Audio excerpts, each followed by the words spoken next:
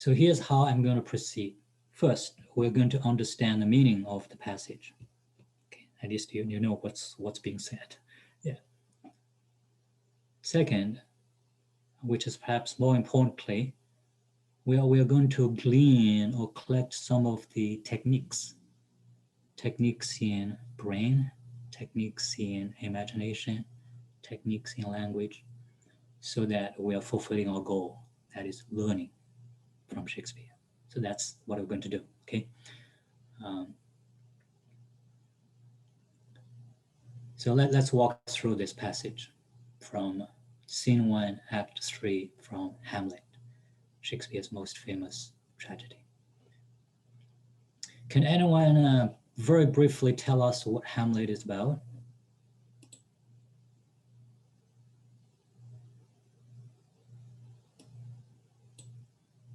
Who is Hamlet? What happened?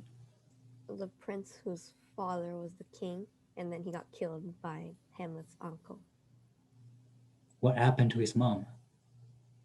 Oh, she died too, by accident. I mean, Hamlet's mom. Mm-hmm. Well, her own new husband killed her, but by accident. Okay. Her mom married her uncle, who is the murderer of Hamlet's father. It's kind of a twisted thing, right? Imagine that happening in your family. That's crazy, right? Yeah. Anyways, it's just a tragedy. Yeah. So Hamlet had this desire to revenge. What? My uncle killed my father and married my mother and took away the throne of my father. Now you are the new king. It's just complete chaos. But he has to make this resolve. Should I do it? Should I kill him? Or should I kill myself and just be done with and forget about this hatred? To be or not to be. And different people can understand this differently. Some people say, shall I be myself or shall I follow the society? To be or not to be. Shall I follow my own little secret wish or shall I listen to my parents all the time? To be or not to be, right? So people can understand that question differently, but it's a very important question in our life. In this case, it's a question about life and death. Yeah. So let's read through this. Yeah. To be or not to be. That is the question. Calling. Calling means, okay, read on. I'll explain to you why. That's the most important question. Whether it is nobler in the mind to suffer the slings and arrows of outrageous fortune, this bad life, bad luck. Shall I suffer in my mind all the weapons, arrows, slings? The sling is the ancient weaponry. They tie a stone and swing it. That actually kill you, right? Shall I suffer all this of my bad luck, my unlucky life? Or to take arms against a sea of troubles and by opposing end them all, fight and end all my troubles in my life, to die, to sleep. Calling means, to die is kind of asleep. So shall I die and then sleep? No more suffering, right? No more. Let me see, we have a chat message here. Yeah, good, thank you. And by sleep, to say we end the heartache and the thousand natural shocks that flesh is heir to. So if we die and then succumb to that long sleep, then we can say that we finish, we're done with all the heartache of life and with all the natural shocks.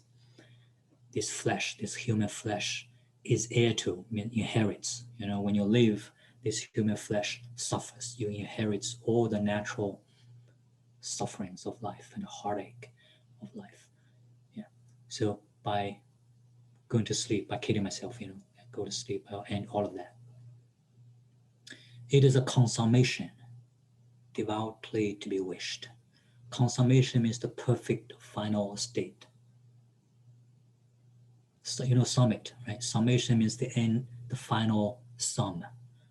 Consummation means the final perfect nirvana state that we all devoutly means very faithfully wish for. To die, so sometimes Shakespeare is very concise. He doesn't say wish for. He simply says it's the perfect state we wish. Yeah. We devoutly wished, which is devoutly wished for. To die, to sleep. To die is like to sleep. To sleep, perchance to dream. Hey, there's the rub. So to Hamlet's understanding, to sleep, perhaps, perchance means perhaps. To sleep, it is like to dream, right? To die is like to sleep, and to sleep is like to dream. Hey, there's the rub. There is a difficulty here. There is a problem here. Rub. What is the problem? Let's read on. For in that sleep of death, what dreams may come when we have shuffled off this mortal coil? And that's the question. Yeah. Do you know if you sleep in death, if you lie and reside in a sleep of death, what kind of dreams will come to you? Shuffle off this mortal coil. Coil, and that's the wire coil.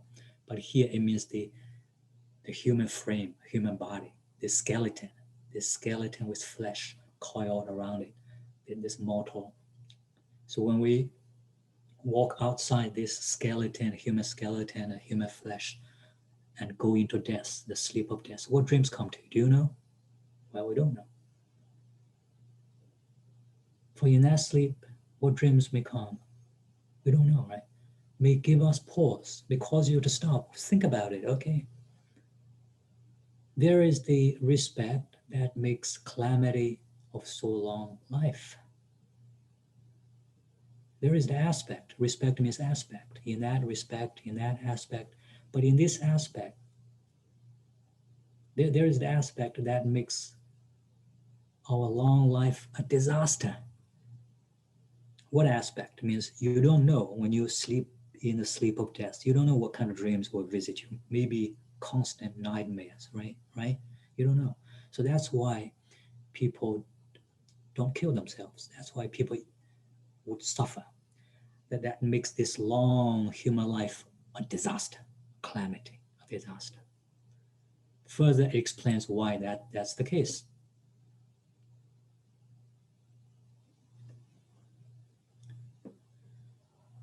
For who would bear the whips and scorns of time?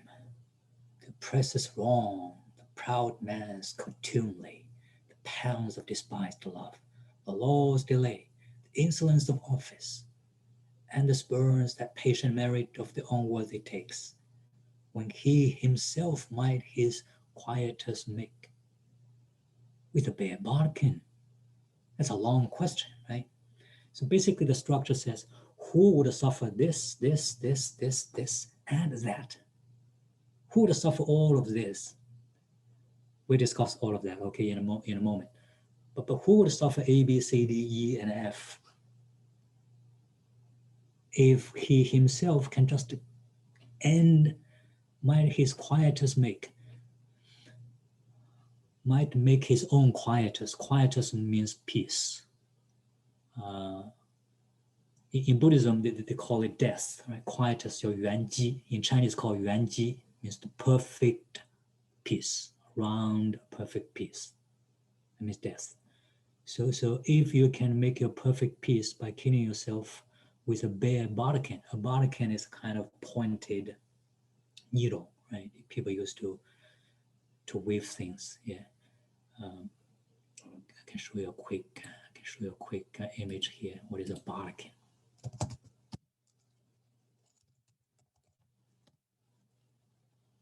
Yeah, that is a bodkin. Okay, that's a bodkin. Yeah, a needle. So basically, Shakespeare was asking, why should I suffer A, B, C, D, E, and F if I can use just a sharp needle and kill myself and have perfect peace? Why? Why? Let's see, what should I suffer? What are the A, B, C, D, E, and Fs? For who would bear that? This is A, whips and scorns of time. Yeah, time is very harsh. You are beautiful kids now, youth, beauty, and fresh energy. But time will whip you to be an old person, will scorn you so that you look ugly, perhaps you're wrinkled, right?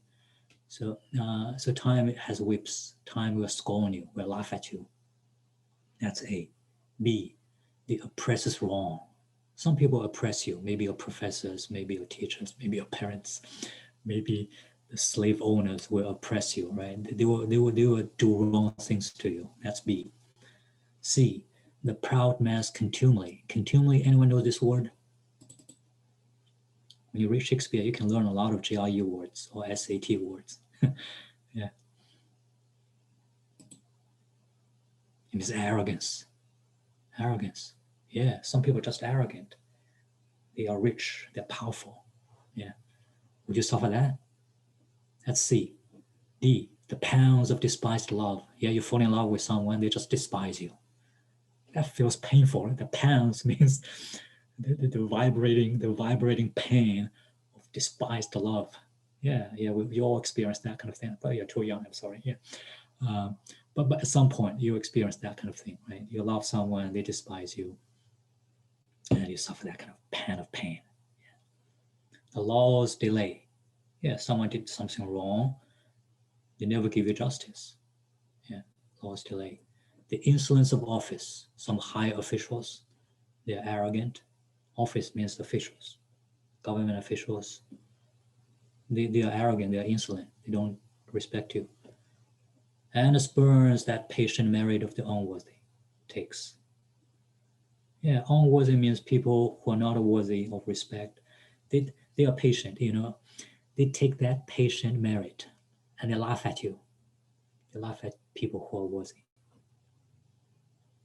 Why should we bear all of this, A, B, C, D, E, F, when we can quickly end all of it with a pointy needle and give us that perfect quietus? That's a long question. Why? Who would furrows bear to ground and sweat under weary life? But that the dread of something after death, the undiscovered country from whose bourne no traveler returns, puzzles the will and makes us rather bear those ills we have than fly to others that we know not of. Is this difficult language to you folks? Does anyone understand this? Okay, let me explain it to you. Shakespeare is not that difficult, actually. Here's another question. So we have the second question. It's a long question, I know.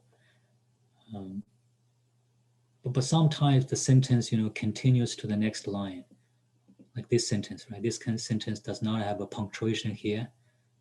It continues to this line. Who would furrows bear? Furrows are the burdens on the back of a camel. So you walk through a desert and you're thirsty like a camel. That's like life. Life, we are thirsty, we bear heavy burdens on our back like a camel. The furrows, who would bear that? To grunt and sweat under weary life. We grunt, we mourn because life is harsh. We sweat under tiring life.